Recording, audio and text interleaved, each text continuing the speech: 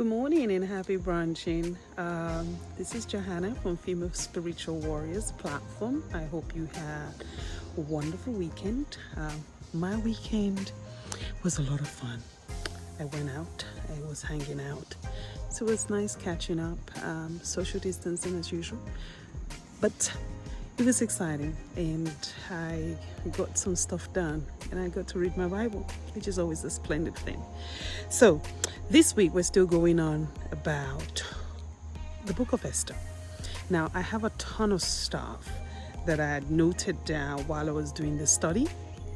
Now, when you think about Esther and the relationship she had with Mordecai, it would help you understand why you need certain allies in your life.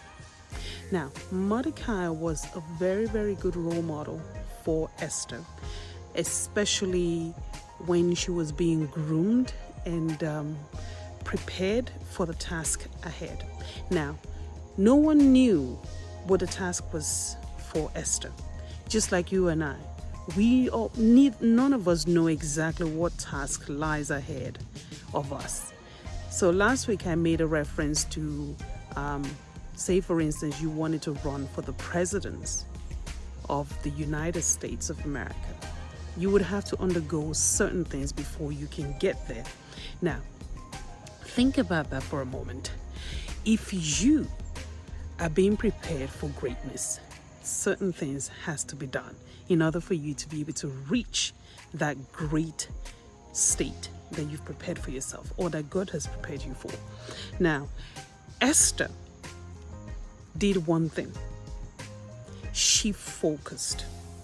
And when I say she focused. When you look at the book of Esther 2:15, it says, she went ahead and listened to what Haggai had to say. She took advice. She said, whatever you recommend, I will do. I don't want anything else, just what you recommend. So she sought advice and she took to the advice. Number 2, the king loved her more than all the other women. And then she obtained grace and favor. And that to me was an indication that she went with simplicity. She didn't complicate anything. Now, what are you trying to do in your life in that you complicate? I find myself doing this to myself a lot. Like simple task, I will just complicate it unnecessarily. So choose to take out the complexity in whatever you're doing because you're being prepared for greatness. So if you're being prepared for greatness, you don't want to complicate anything. The road ahead is really hectic. Why complicate it? Okay, number 5.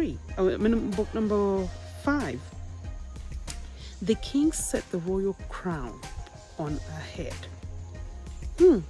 That's promotion, right? So she went through all of this, and he even number 6, he gave her a royal feast, naming it the Feast of Esther. What favor! Even Queen Vashti, with all her pride and all her beauty and all the things the king saw in her, he didn't do that for Vashti, but he did this for Esther. So, things to note this week as you work your daily life is take nothing. When I say take nothing, I mean come as you are to God. Just bear it all. Just table it before him and just bear it all. Number 2, take advice. There are people in that position that have been there before you. Take advice from them. Number 3, find favor because the king loved Esther more than the other women. And number 3, carry yourself with grace so that you can obtain favor. Number 4, let the Lord set this royal crown on your head. And number 5, let him make a feast for you. Do have a prosperous week and be prepared for greatness.